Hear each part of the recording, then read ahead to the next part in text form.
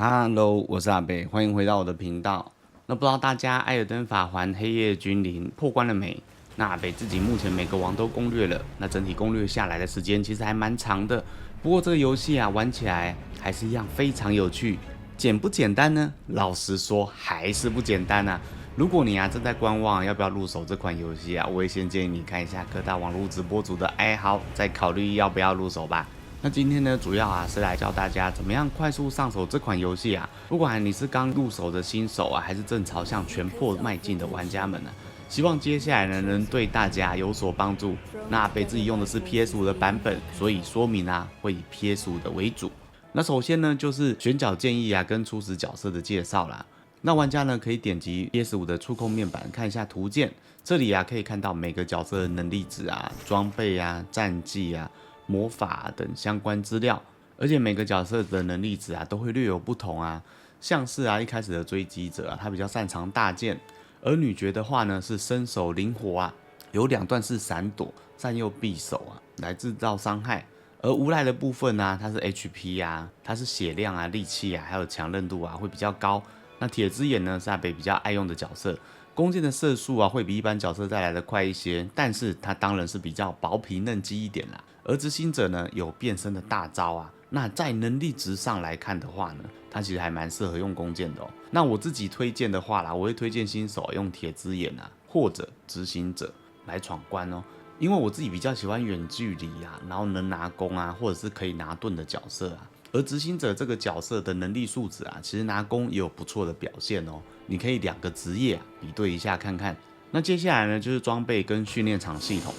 在点击触控面板其实有训练场可以做测试。那测试的内容物包含了装备的物品不管你是要近战远程魔法都有。而在训练场呢，你也可以自由的选角并且调整等级还有武器进行实测。你也可以随时随地的变换初级的对象来训练。那贝会建议新手在刚开始玩的时候一定要先看一下指南书跟入门书里面会有一些魂系的专有名词跟一些状态效果还有一些攻略的小教程我觉得对玩整体游戏非常的有帮助。而阿贝自己喜欢用的铁之眼的技能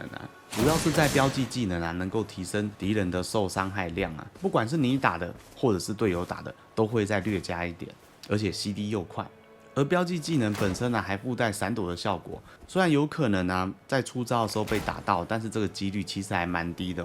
那如果以标记技能用铁之眼的招式来测，到后期大招甚至差距可以到2倍的伤害。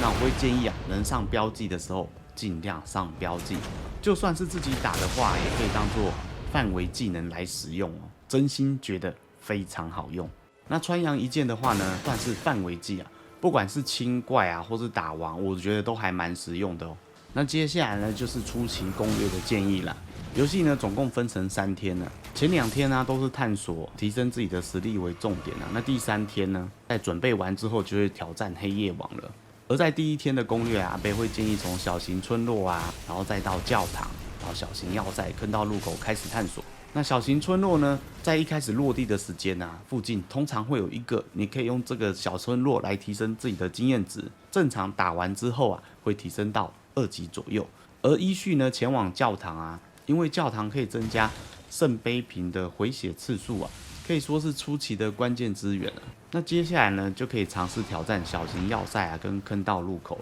因为这些据点大部分都会有一些精英的头目出现虽然地形略有变化，但大部分出现的地点会是在同一个地方。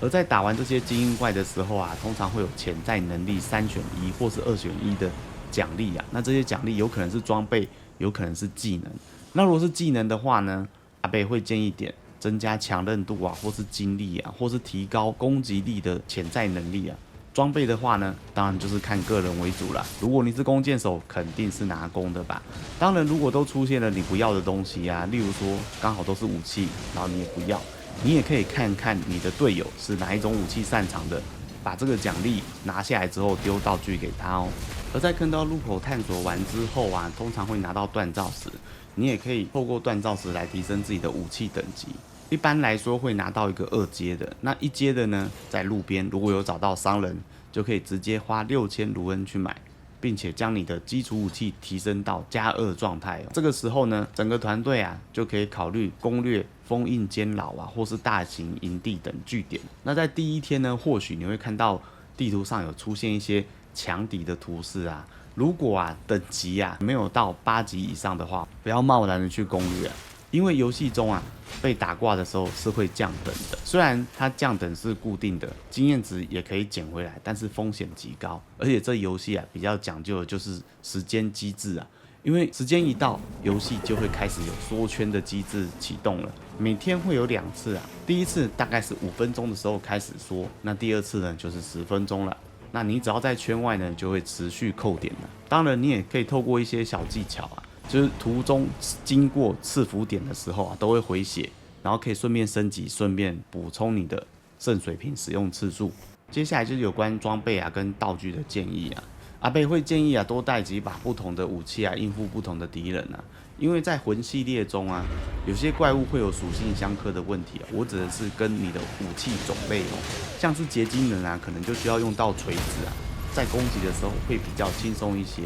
那游戏的物品呢，如果你不要的话，也可以透过方块键啊，把物品丢给队友使用啊，可以大大的提升整体的战力资源。